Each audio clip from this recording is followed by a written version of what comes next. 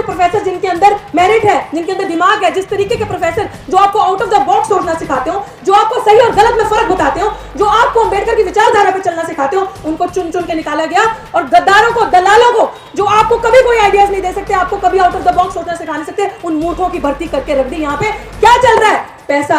पैसा चल रहा है और दलालों की फौज भर्ती की जा रही है। इस चीज की हमारी लड़ाई है। चोर चोर मुसेरे भाई, everyone is trying to protect this criminal, क्योंकि अगर ये क्रिमिनल जेल में जाएगी तो रजिस्ट्रार साहब जाएंगे, वाइस चांसलर साहब जाएंगे, क्योंकि दोनों पे एफआईआर है, रजिस्ट्रार साहब पे भी सेम एफआईआर है। तो इसलिए ये सब इसको प्रोटेक्ट कर रहे हैं, क्योंकि चार्जशीट SC/ST एक्ट में जमा नहीं होती जब तक मुजरिम को अरेस्ट नहीं किया जाता। तो पहला एक ऐसा केस है जिसमें इतना सपोर्ट एक अपराधी को दिया जा रहा है। सर सिर पे कफन बांध के आए हो, पीछे का रास्ता नहीं देखा, और मौत से हम नहीं डरते। हम लोग बाबा साहब अम्बेडकर को मानने वाले, भगत सिंह को मानने वाले, परियार फूले चाव को मानने वाले, हमने पीछे का रास्ता नहीं देखा।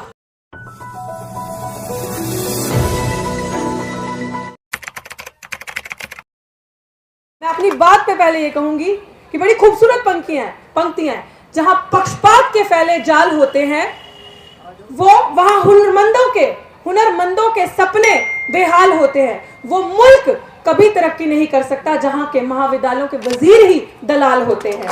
यहाँ के वजीर जो है ये दलाल है। इसीलिए आज पढ़ा लिखा टैलेंट जो है सर सड़कों पे है। सर ज्यादा कुछ नहीं कहेंगे, आज 111 दिन हो गए सड़क पे मुझे। सर कोई आता है कहता है ये इतिहास में पहली बार देखा गया कि एक दलित महिला ने 111 दिन तक ये लड़ाई लड़ी है। सर हमारे हौसले आज भी, हमारे जो फेथ है वो हमारे हौसले अनडिफीटेड है, फेथ अनवेवरिंग है, और 1 इंच भी हम पीछे नहीं हटेंगे। सर ये कारवां यहाँ से आगे ही बढ़ेगा, ये पीछे नहीं हटेगा। सर ये टाइटल आप पढ़िए, नौकरी नहीं न्याय चाहिए। ये नौकरी नहीं न्याय चाहिए। डॉक्टर रितु की अगर व्यक्तिगत लड़ाई होती और नौकरी की बात होती, जो दलाल, जब ये धरना 28 अगस्त 2023 को लगा था तो उसके बाद बहुत सारे दलालों ने लंबी लंबी लाइन लगा दी कि आओ हम आपको नौकरी देते हैं, चुप हो जाओ। क्या फायदा ऐसे समाज के लिए लड़ने का जो कभी आपका साथ नहीं देता, जो नहीं देगा, लोग निकल के नहीं आएंगे। चुप हो जाओ, जिस कॉलेज में कहो उस कॉलेज में नौकरी देंगे, लेकिन वो समझ नहीं पाए। मुझे भूख है अगर 3 रोटी की तो मैं 2 से गुजारा करूंगी, 1 से गुजारा करूंगी। मान सम्मान के साथ, स्वाभिमान के साथ कभी समझौता नहीं किया जाएगा, क्योंकि हम लोगों को इस विश्वविद्यालय में या कहीं पे भी किसी भी जगह पे कभी भी मान सम्मान नहीं मिला। हमारी डिग्निटी की लड़ाई, हमारे अस्तित्व की लड़ाई है।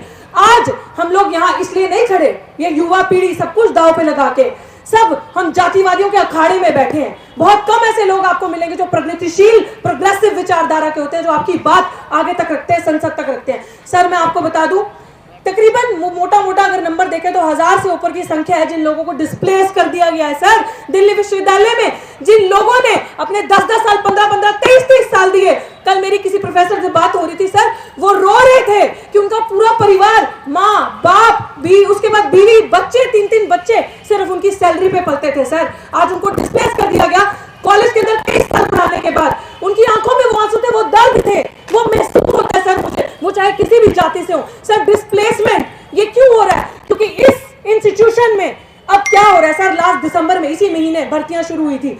हमारे जो प्रोफेसर जिनके अंदर मेरिट है, जिनके अंदर दिमाग है, जिस तरीके के प्रोफेसर जो आपको आउट ऑफ द बॉक्स सोचना सिखाते हो, जो आपको सही और गलत में फर्क बताते हो, जो आपको अंबेडकर की विचारधारा पे चलना सिखाते हो, उनको चुन चुन के निकाला गया।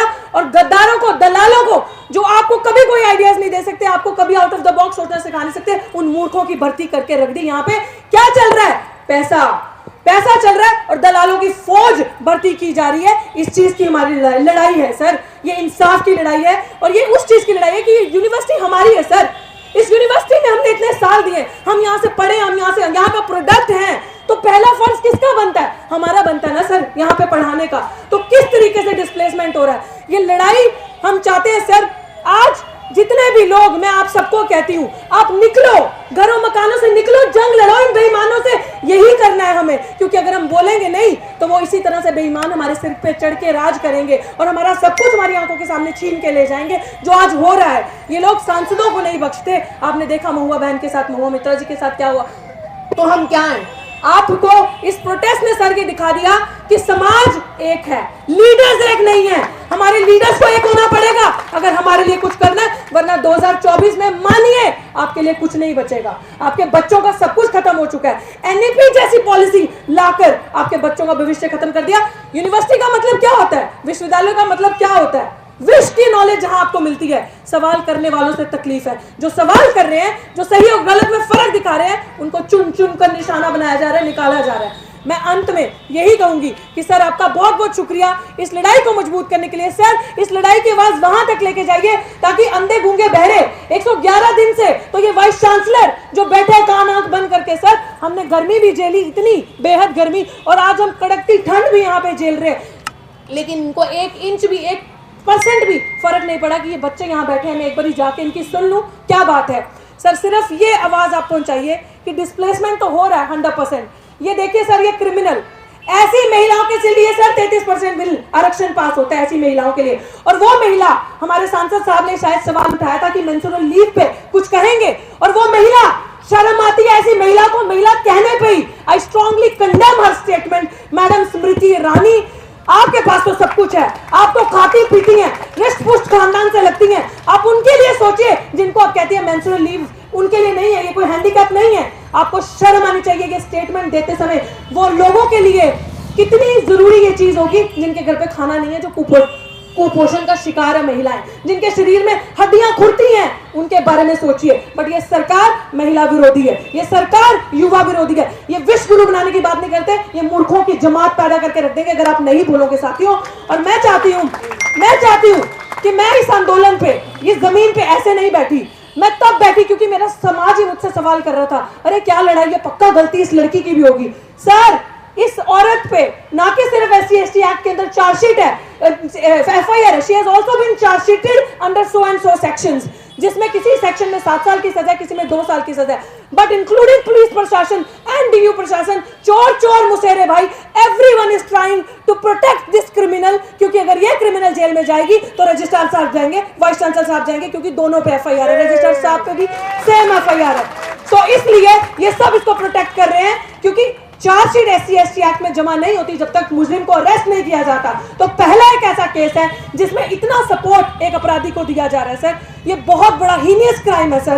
एक पढ़े लिखे टीचर के अगेंस्ट फ्रॉड डॉक्यूमेंट यूज करके उसको निकालना, और वो फ्रॉडरी किसने पकड़ी है? अमित शाह पुलिस ने। और अमित शाही पुलिस ने चार्जशीट जमा करवाई है। सोचिए SC/ST एक्ट में FIR नहीं होती, चार्जशीट तक जमा है। ये हक और अधिकार की लड़ाई है। आज आप याद रखना, अंत में यही कहूंगी, जितने भी लोग सुन रहे हैं, ये डॉक्टर रितु की लड़ाई नहीं है, डॉक्टर रितु का व्यक्तिगत स्वार्थ नहीं है, डॉक्टर रितु अपने लिए नहीं लड़ रही। डॉक्टर रितु यहां से तब हिलेगी, कहा था आपको पहले दिन, सिर पे कफन बांध के आई हूं, पीछे का रास्ता नहीं देखा, और मौत से हम नहीं डरते। हम लोग बाबा साहेब अम्बेडकर को मानने वाले, भगत सिंह को मानने वाले, पेरियार फूले चाव को मानने वाले, हमने पीछे का रास्ता नहीं देखा। और मैं यही कहूंगी कि बस हमारा साथ दो, इस सड़क पे आओ, हम आपके लिए अपनी छाती पे जो भी खाना होगा खाएंगे, लेकिन आपको कभी हारने नहीं देंगे। जितने भी लोग सुन रहे हैं, ये लड़ाई आगे बढ़ेगी, पीछे नहीं जाएगी। जय भीम, जय भारत, जय संविधान। बहुत